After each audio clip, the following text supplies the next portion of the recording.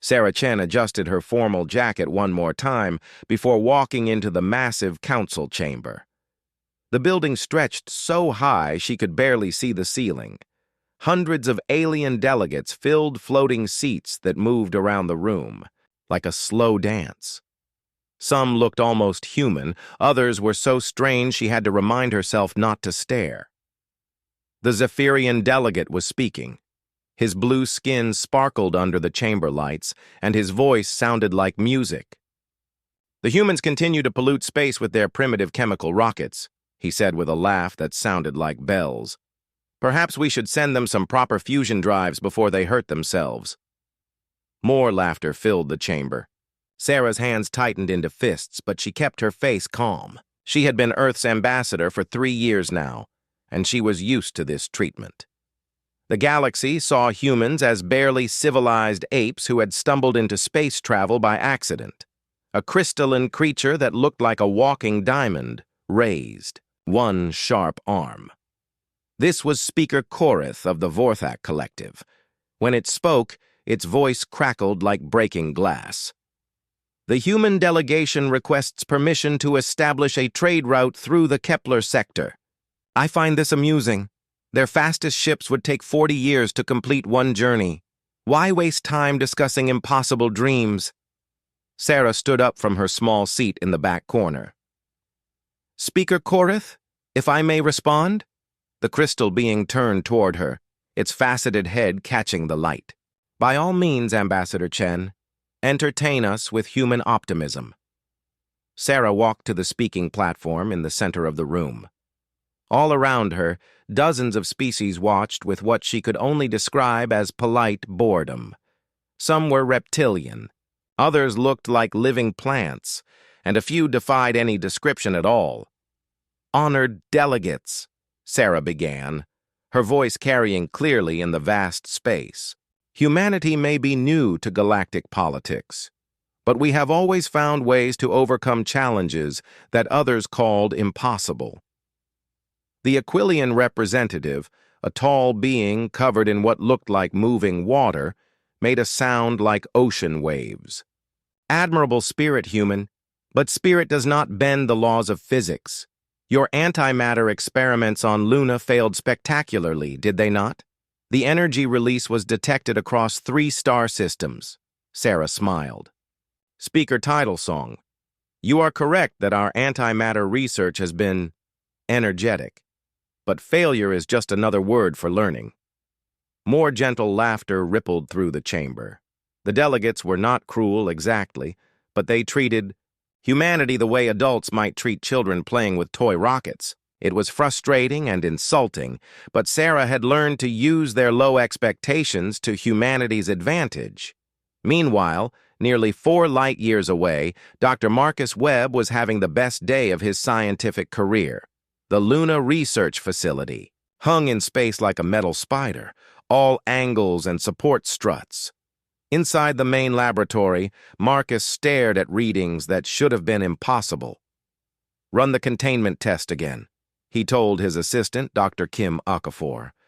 "I want to be absolutely certain." Kim's fingers danced over the holographic controls. Around them, the laboratory hummed with barely contained energy. The antimatter containment field glowed like a tiny blue star, held in place by magnetic fields so precisely tuned that the smallest error would vaporize half the moon. "Containment holding at 99.7% efficiency," Kim reported. "Marcus, this is incredible.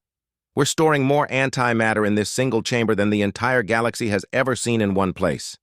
Marcus nodded, but his mind was already racing ahead to the next problem. Storage was only the first step.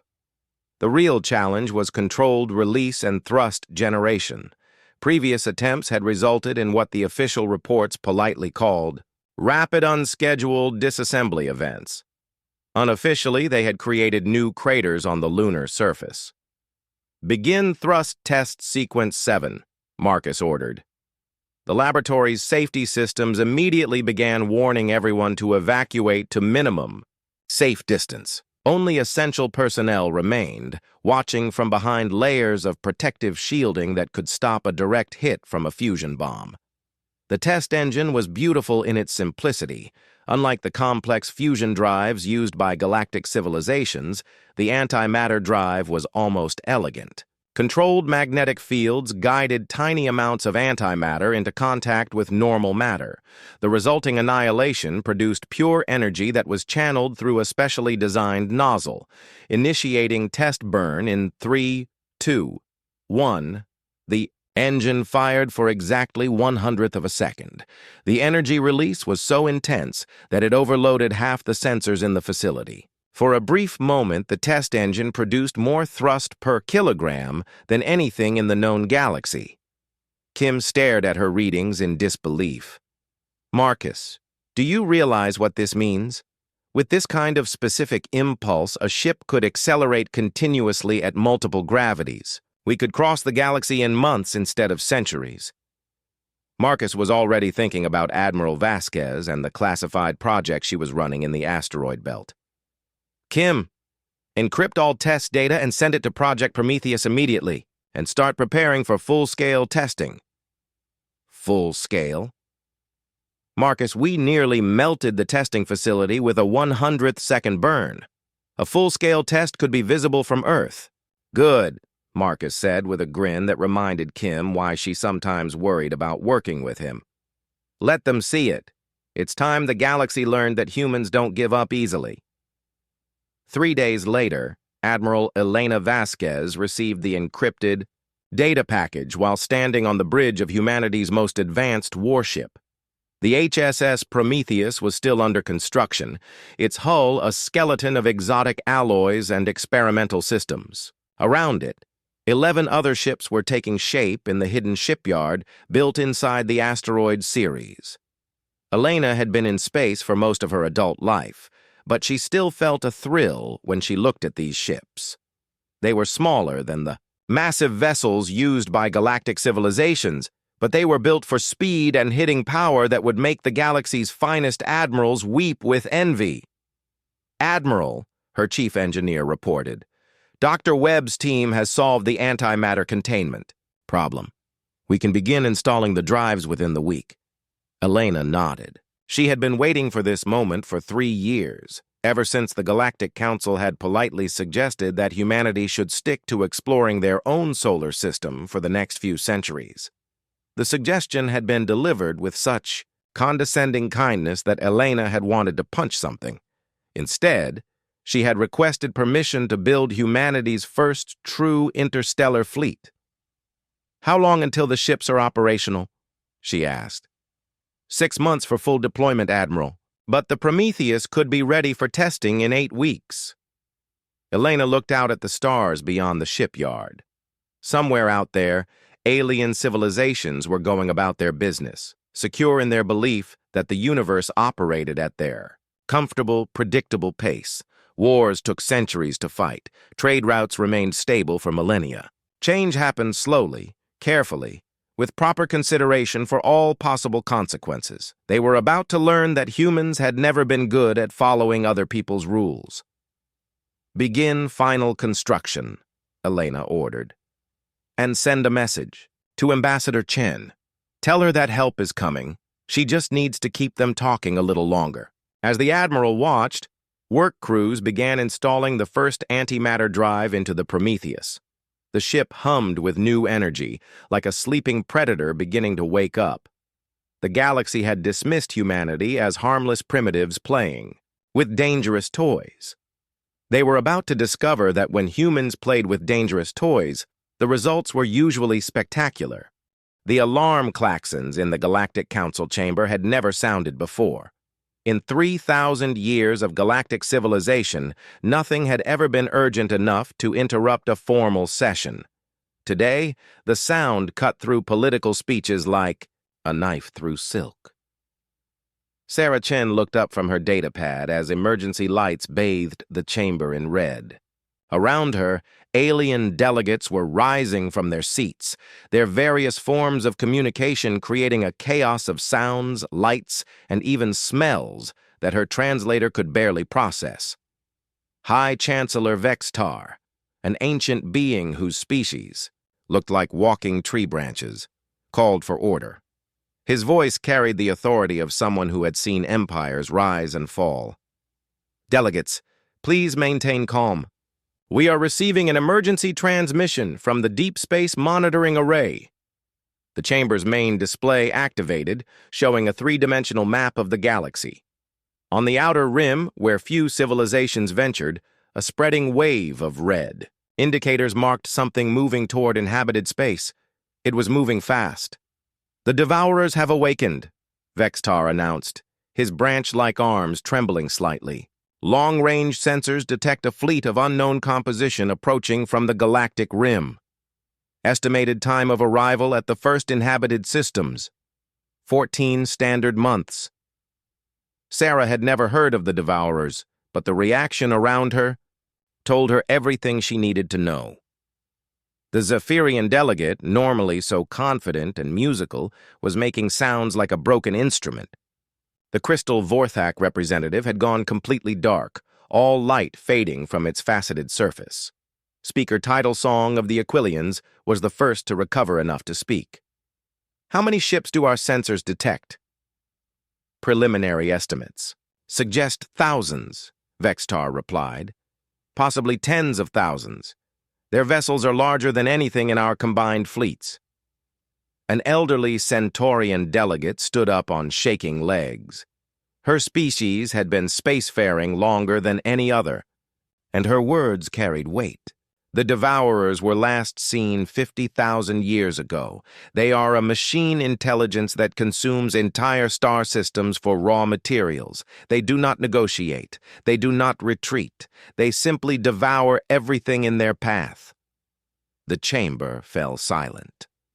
Sarah felt a chill run down her spine as she began to understand the scale of the threat. These weren't just raiders or an aggressive species looking for new territory. These were genocidal machines that treated entire civilizations as nothing, more than raw materials. "What stopped them last time?" asked the Korgan representative, a bear-like creature with tusks. "Nothing stopped them," the Centaurian replied. "They left of their own accord, apparently satisfied with what they had consumed. We hoped they had gone dormant permanently." High Chancellor Vextar activated new displays showing fleet positions throughout the galaxy. All member civilizations are to begin immediate military mobilization. The Zephyrian Stellar Navy will coordinate defense of the outer colonies. The Vorthak Collective will fortify the trade routes. All available ships are to converge on the Kepler sector for our first line of defense. Sarah raised her hand. "High Chancellor, what about Earth and the human colonies?" The chamber fell quiet again, but this time it was awkward rather than terrified. Vextar looked embarrassed. "Ambassador Chen, humanity's enthusiasm is appreciated, but your species lacks the technology to be effective in this conflict. Perhaps your people should focus on evacuation planning." The words stung, but Sarah kept her expression neutral. "I understand, High Chancellor. I'll relay the situation to Earth immediately." What she didn't say was that Earth's response might surprise them all. 6 weeks later, the first reports came in from the Kepler sector. The Zephyrian Stellar Navy, pride of the galaxy with their elegant ships and sophisticated tactics, had engaged the Devourer advance scouts. The battle had lasted exactly 17 minutes. Admiral Kethvar of the Zephyrians transmitted his final report from the burning bridge of his flagship. "The enemy adapts to our weapons in real time. Our plasma cannons are useless after the first few hits. Their hulls, they learn and become immune, requesting immediate reinforcement. Wait, what is that energy sig? The transmission cut off." Long-range sensors showed the debris field where the Zephyrian fleet had been. 300 ships reduced to expanding clouds of metal and plasma. The Vorthak Collective fared no better. Their massive crystal ships, beautiful and nearly indestructible, shattered like glass under weapons that seemed to bend space itself. The bioships of the Aquilian Empire were worse than destroyed. They were absorbed and converted into devourer technology, their living hulls twisted into something alien and wrong. In the Galactic Council chamber, panic was setting in. Traditional rivals were forming desperate alliances. The proud Korgan Empire was begging for help from species they had been at war with for centuries. Even the mysterious Silent Ones, who had never participated in galactic politics, sent representatives. To the emergency sessions, our combined fleets are falling back to the inner colonies, reported Fleet Admiral Gexton, the galaxy's most experienced military commander. The enemy's adaptive capabilities make conventional tactics useless. They learn from every engagement and become stronger. High Chancellor Vextar looked older than his 1,000 years. How long do we have? At their current rate of advance, they will reach the core worlds in 18 months. But Admiral, there's something else.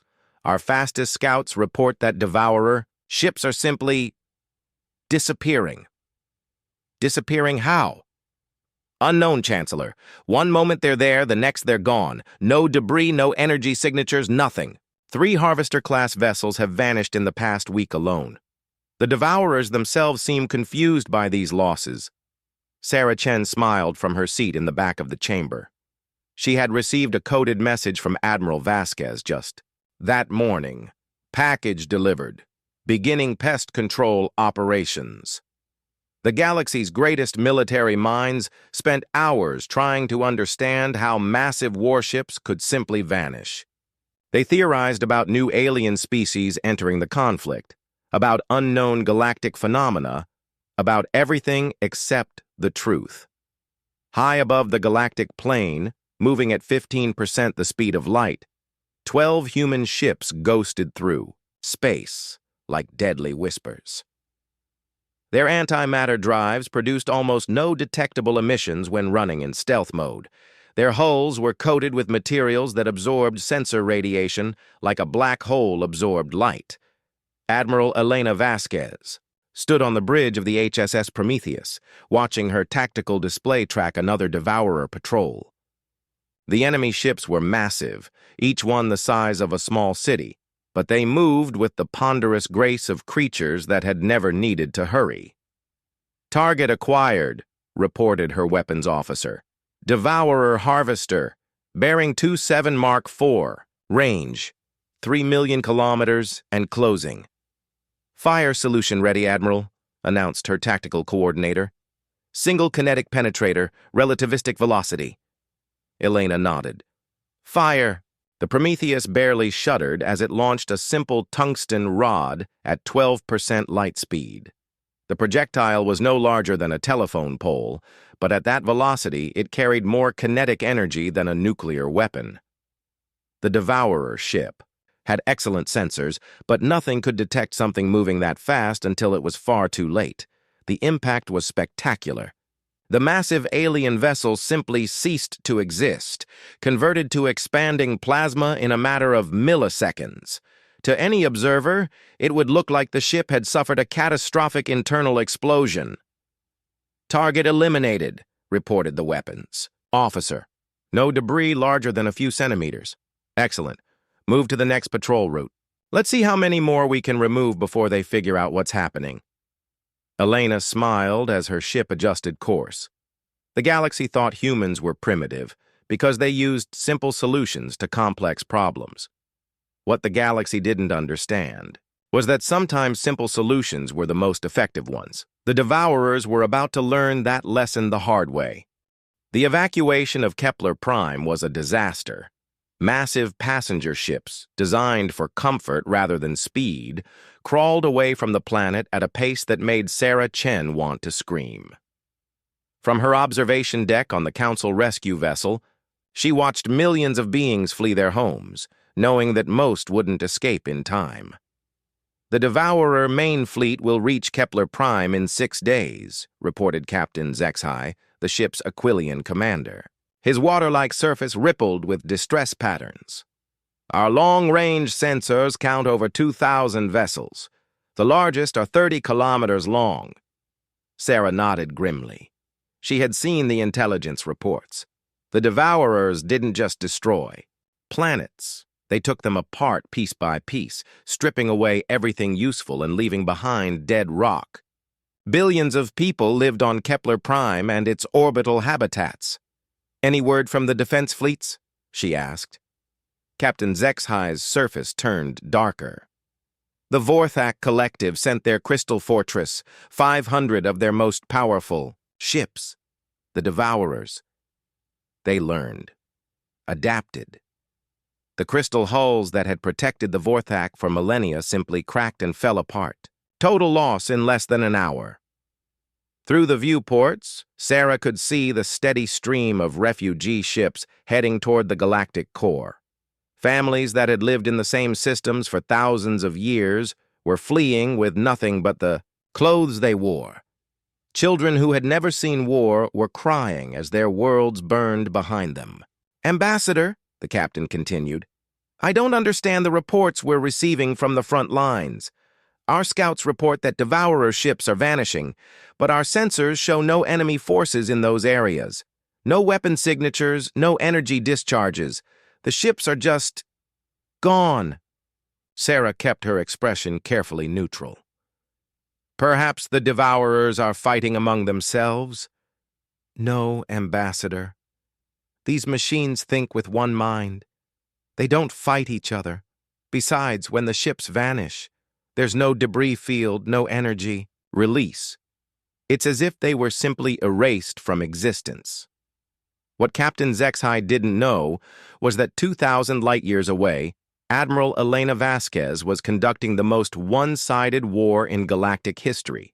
Her 12 ships moved through space like ghosts, striking and vanishing before the enemy could even understand what had happened. The human fleet had spent 3 weeks studying Devourer patterns.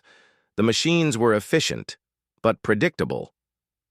They moved in standard formations, followed logical patrol routes, and communicated through quantum entanglement signals that human technology could intercept and decode. "Next target is a constructor-class vessel," reported Commander Sarah Kim from the HSS Defiant. "It's alone, harvesting asteroids in the Theta 7 system." Elena studied the tactical display. The constructor was massive even by Devourer standards.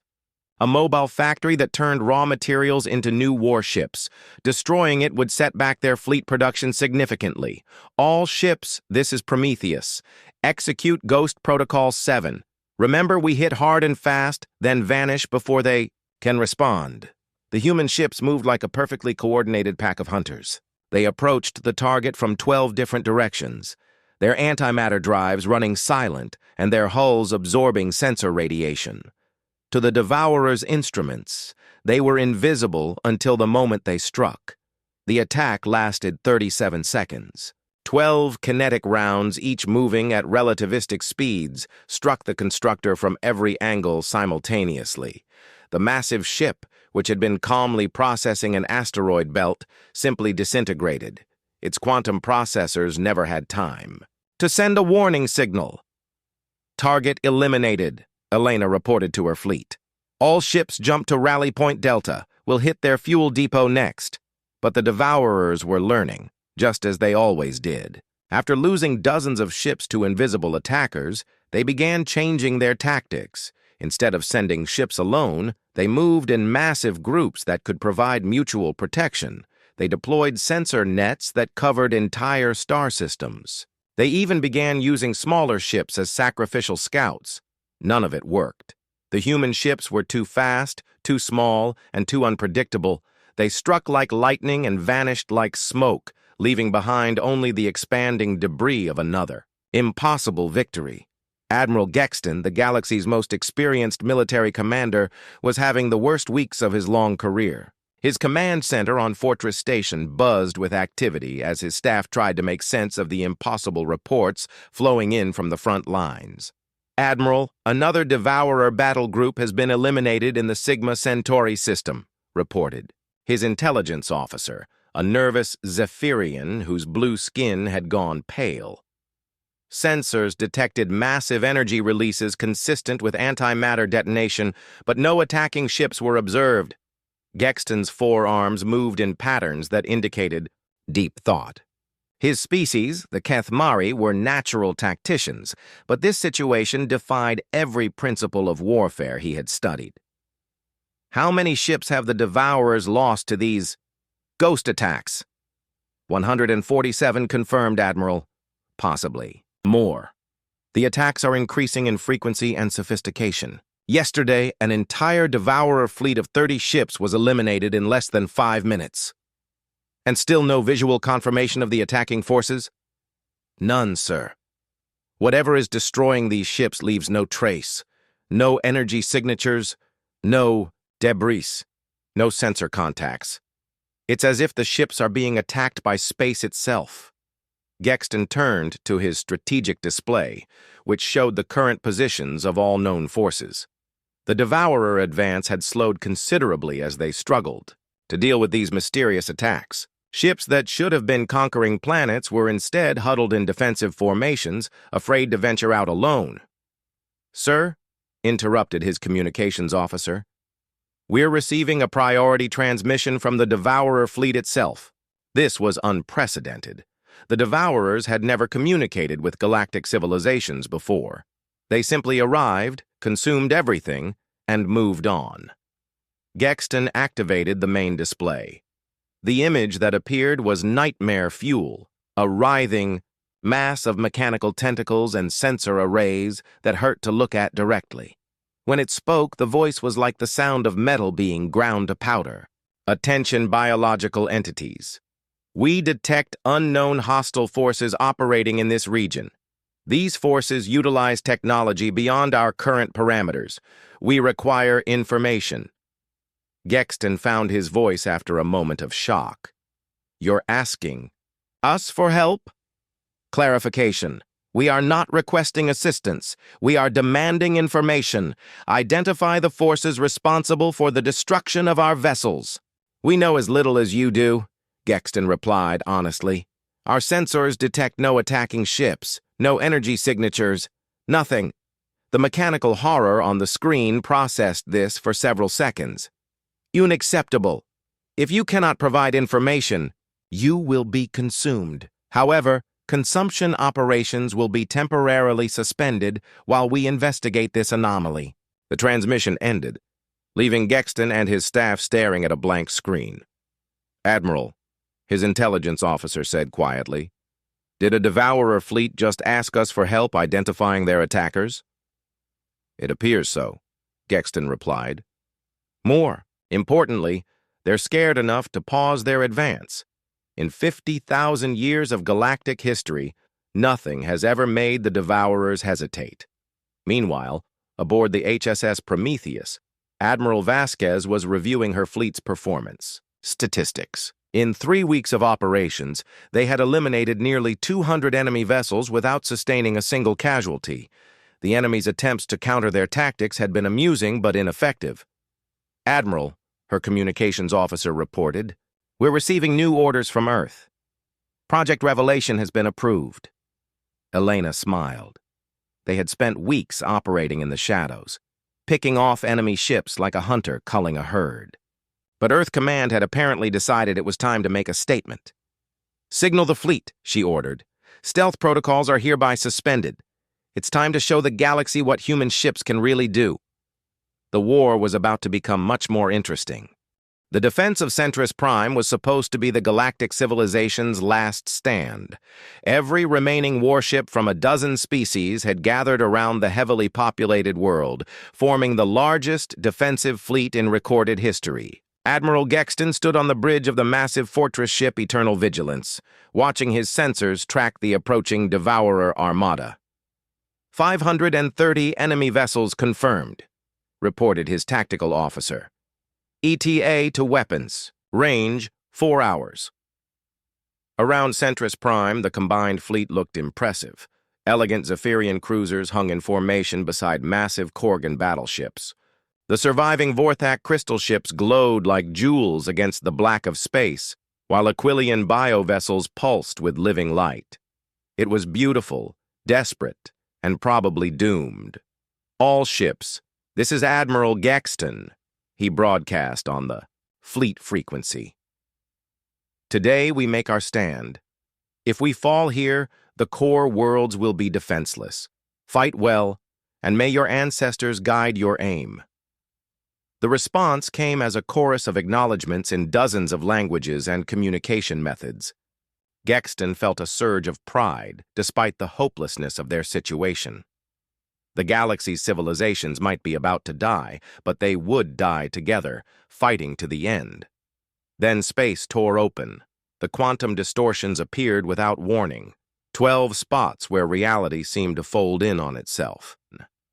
Energy readings spiked beyond anything Gexton's sensors could measure. The temperature inside each distortion briefly exceeded that of a star's core. "Admiral!" his sensor officer shouted over the alarms. "Massive energy discharges at coordinates. 77 Mark III! Something's coming through!" The distortions collapsed, revealing 12 ships unlike anything in the galactic databases. They were small compared to the massive vessels around them, barely 400 meters long, but they moved with impossible grace. Their hulls glowed white-hot from deceleration, yet their structural integrity remained perfect. "Unknown vessels, identify yourselves immediately," Gexton broadcast. The response came on an open channel that every ship in the system could hear. The voice was calm, professional, and utterly confident. "This is Admiral Elena Vasquez of the Human Federation. Fleet, sorry we're late. Traffic was murder. Beginning Devourer elimination protocol." The bridge fell silent. Around Gexton, his crew stared at their displays in disbelief. These were the primitive humans who couldn't even build proper fusion drives? The species that the Council had, dismissed as barely worth acknowledging? "Admiral Vasquez," Gexton managed, "what are your capabilities? We're facing overwhelming odds here." "Admiral Gexton, we've been tracking your tactical situation. Recommend you pull your forces back to minimum safe distance. About 50,000 kilometers should do it. We'll handle the cleanup." 50,000 kilometers? Gexton's weapons had effective ranges measured in hundreds of kilometers, not tens of thousands. What kind of weapons were these humans planning to use? "Admiral, with respect, 12 ships cannot defeat a force of this magnitude. The Devourers adapt to any technology they encounter." Elena's voice carried a hint of amusement. "Admiral, they can only adapt to technology they understand. Trust me, they haven't seen anything like this before." The Devourer fleet was close, enough now that individual ships were visible on the main display. They moved in perfect formation, their massive hulls bristling with weapons that had effortlessly destroyed the galaxy's finest warships. The largest vessel, a World Killer class ship, was nearly 30 kilometers long and carried enough firepower to crack a planet's crust. "Human vessels," transmitted the Devourer command ship in its grinding mechanical voice, "you will be consumed. Your technology will be analyzed and incorporated. Resistance is futile." Elena's response was immediate and cheerful. "Big words from a bunch of toasters. Let's see how you handle this." What followed changed warfare forever. The human ships moved like nothing the galaxy had ever seen. They accelerated at impossible rates, pulling maneuvers that should have turned their crews into paste. They fired kinetic rounds that moved so fast they appeared as brief flashes of light, and when those rounds hit, Devourer ships simply ceased to exist. But it was the antimatter missiles that truly shocked the watching fleets. Each missile was no larger than a fighter craft, but when they detonated, they released the energy of a small star. Devourer ships that had shrugged off the galaxies. Most powerful weapons were vaporized in blasts of pure annihilation. The HSS Prometheus engaged the massive World Killer directly. The human ship, dwarfed by its opponent like a minnow facing a whale, danced around the Devourer's return fire with contemptuous ease. Beams that could slice through planets missed by kilometers as the Prometheus moved in patterns that defied. "Physics! How are they doing that?" Gexton's navigator whispered. "Those acceleration curves are impossible." "Antimatter propulsion," Gexton realized. "They're using controlled matter-antimatter annihilation for thrust. The specific impulse must be enormous." On his display, he watched the Prometheus fire a single kinetic round at the World Killer's command section. The tungsten penetrator accelerated to 12% light speed, punched through 30 kilometers of alien machinery like it was tissue paper. The massive ship's forward section simply exploded, venting atmosphere and debris in a glittering cloud. But the Devourers were adapting, just as they always did. Their ships began moving in new patterns, trying to predict where the human vessels would strike next. They deployed clouds of defensive drones and began using their smaller ships as shields for the larger ones. None of it worked. The human ships seemed to anticipate every move, every adaptation. They struck like lightning and vanished like ghosts, appearing where the enemy least expected them, and disappearing before return fire could track them. "Admiral?" Elena's voice crackled over the communication channel. "You might want to record this for the history books. Prometheus to all human vessels. Weapons free, full engagement. The 12 human ships suddenly stopped playing games. They moved in perfect coordination, their attacks timed to the microsecond. Antimatter missiles struck in carefully planned sequences, each explosion weakening the targets for the next wave. Kinetic rounds followed precise firing solutions that maximized damage while minimizing the enemy's ability to adapt. In 37 minutes, 530 Devourer ships were reduced to expanding clouds of plasma and exotic particles. Not a single human vessel had taken damage more serious than scorched hull plating. The silence that followed was profound. Across the defensive fleet, thousands of beings stared at their sensors, trying to process what they had just witnessed. The primitive humans had just accomplished something that the combined might of galactic civilization couldn't do. They had made the Devourers afraid. "All ships, this is Admiral Gexton," he finally managed. "Stand down from battle stations. The threat has been eliminated." Elena's voice came through the communications again, and this time Gexton could hear the exhaustion beneath the professional calm. "Admiral, this is Admiral Vasquez. The immediate area is secure, but there are more Devourer fleets out there. We'll need to coordinate a system-wide sweep to make sure we got them all." "Admiral Vasquez," Gexton replied, "on behalf of the Galactic Council and all member civilizations, I formally thank you for your intervention. However, I must ask, where did humanity acquire such advanced technology?" There was a long pause before Elena answered. "Admiral, we've always had it. We just needed a good reason to use it. Some problems require simple solutions applied with overwhelming force." Sarah Chen, watching from the observation deck of the rescue vessel, felt tears running down her cheeks. The same species that the Council had dismissed as reckless apes had just saved the galaxy. She activated her personal communicator and sent a message to Earth. "Mission accomplished. Recommend immediate diplomatic contact with all member civilizations. They're going to want to talk." Behind her, Captain Zexhai was staring at his sensor displays in amazement. "Ambassador, those human ships, they're not even damaged. How is that possible?" Sarah smiled, thinking of all the times the Council had laughed at human, primitive technology. "Captain, humanity has always been good at solving problems others thought were impossible. We just had to prove it to everyone else. The galaxy would never be the same." And somewhere in deep space, ancient intelligences that had slumbered for eons were beginning to take notice of a species that refused to accept the word impossible. The Galactic Council chamber had never been so quiet. 3 months after the Battle of Centris Prime, delegates who had once dismissed humanity as primitive now hung on every word from Ambassador Sarah Chen. The same beings who had laughed at human chemical rockets now requested detailed briefings on antimatter propulsion theory. Sarah stood at the central speaking platform, looking out at faces that showed mixtures of respect, fear, and desperate hope. The Zephyrian delegate, who had once mocked human technology, now sat forward eagerly whenever Sarah spoke. The crystal Vorthak representative glowed with patterns that Sarah had learned indicated deep attention and concern. "Honored delegates," Sarah began, her voice carrying easily through the vast chamber. "Humanity appreciates your gratitude for our assistance with the Devourer threat. However, we want to make our position clear.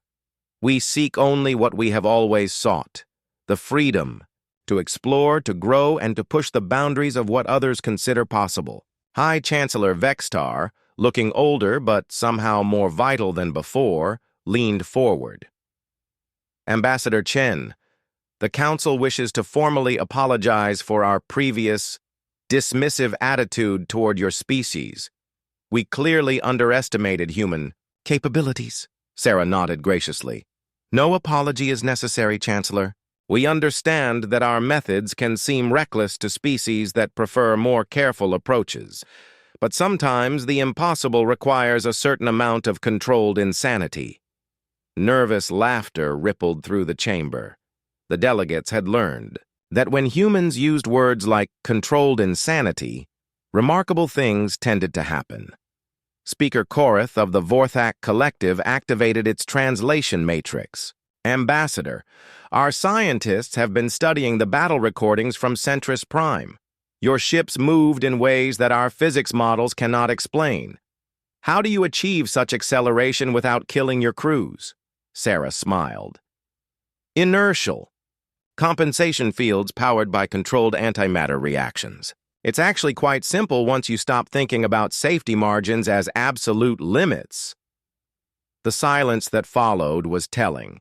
Every spacefaring species in the galaxy designed their ships with multiple redundant safety systems. The idea of using barely contained antimatter explosions for routine propulsion was so alien to their thinking that they could barely process it. Admiral Gexton, attending the session as a military observer, raised one of his 4 arms. Ambassador, if I may ask a tactical question, how many ships does humanity currently possess with this technology? That's classified, Admiral, Sarah replied with a diplomatic smile. But I can say that the 12 ships you saw at Centris Prime represent a single expeditionary force. Earth has been quite busy these past few years. The implications of that statement rippled through the chamber like a shockwave. If 12 human ships could destroy a Devourer armada, what could dozens do, or hundreds? But not everyone was pleased with humanity's new status. Delegate Korex of the Hegemony Coalition, a militaristic alliance that had dominated galactic politics for centuries, stood with obvious anger. This is unacceptable. One species cannot possess such overwhelming technological advantage. It upsets the balance of power that has maintained galactic peace. Sarah turned to face him, her expression remaining calm. Delegate Korex, humanity has no interest in conquering or dominating other species. We simply want to be left alone to pursue our own development in peace. But what happens when you decide you want more than peace? Korex demanded. What happens when humanity decides that other species are obstacles to your expansion? The chamber fell silent. This was the question everyone was thinking, but few dared to ask. Humanity had just demonstrated that they could casually destroy any opposition, and history was full of species that had used military advantage to build empires. Sarah was quiet for a long moment, choosing her words carefully. Delegate Korex raises a valid concern. Let me address it directly. She paused, looking around the chamber. Humanity could indeed conquer the galaxy if we chose to. Our technology would make resistance futile. But we won't, for a very simple reason. It would be boring.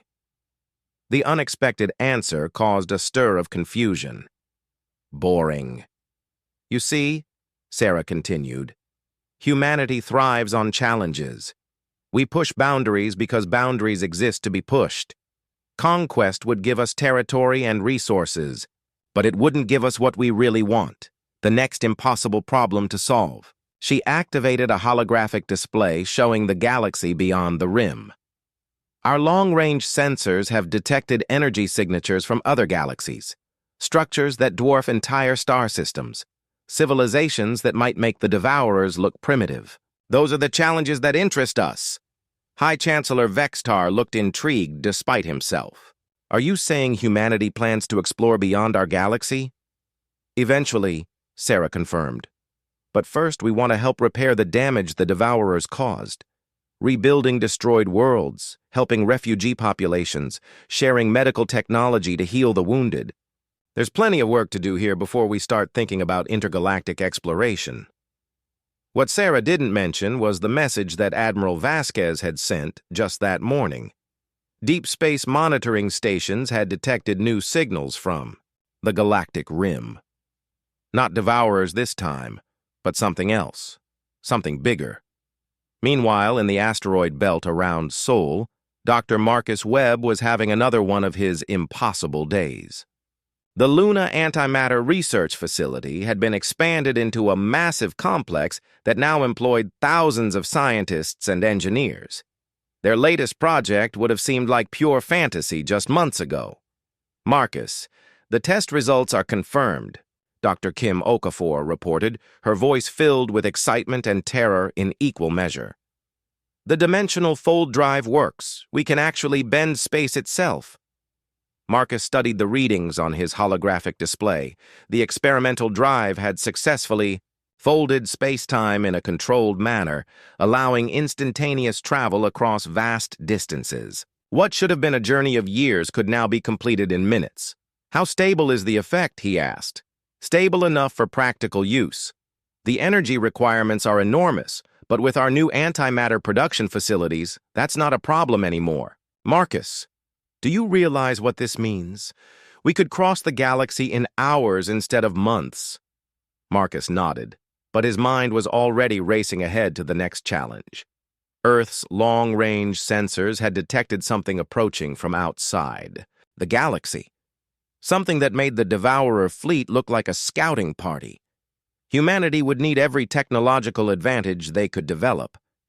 "Begin construction of the prototype," he ordered. "And Kim, start working on the next generation. Drive. I have a feeling we're going to need it." 6 months later, Admiral Elena Vasquez stood on the bridge of the HSS Infinity, humanity's first dimensional fold drive ship. Around her, the newest generation of human vessels prepared for their first major deployment. These ships made the Prometheus look primitive, with weapons that could crack moons and drives that treated interstellar distances as minor inconveniences. "Admiral," her communications officer reported, "we're receiving new orders from Earth Command, Priority Alpha." Elena accepted the encrypted data package and read it quickly. Her expression grew grim as she processed the information. "Signal the fleet," she ordered. "All ships prepare for immediate deployment. We have new contacts approaching from Andromeda Galaxy. Estimated arrival time, 6 months. The communications officer looked confused. "Admiral, Andromeda is over 2 million light-years away. How could anything cross that distance?" Elena smiled grimly. "The same way we're about to cross it, Lieutenant, by refusing to accept that it's impossible." As the human fleet engaged their dimensional fold drives and vanished into twisted space-time, the galaxy settled into an uneasy peace. The Council had established new protocols for monitoring reckless species with excessive innovation potential, with humanity as the primary case study. But in the depths of space, ancient intelligences were stirring. Beings that had watched galaxies rise and fall were taking notice of a young species that seemed determined to rewrite the laws of physics through sheer stubbornness. Sarah Chen received the final report while sitting in her office overlooking the rebuilt council chambers. Humanity had been granted full membership status, along with several committee chairs and a permanent seat on the Security Council. More importantly, they had been left alone to pursue their research. The report confirmed what she had suspected. The energy signatures detected from other galaxies were artificial, constructed. Someone or something out there was building structures on a scale that dwarfed anything in the known universe. She activated her personal communicator and sent a message to Admiral Vasquez. "Elena, remember what you said about humanity never knowing when to quit? I think we're about to find out if that's a blessing or a curse." Far beyond the galaxy's edge, in the space between stars, something vast and ancient turned its attention toward the small blue world where a species of stubborn apes had just learned to fold space itself. The universe was about to become a much more interesting place.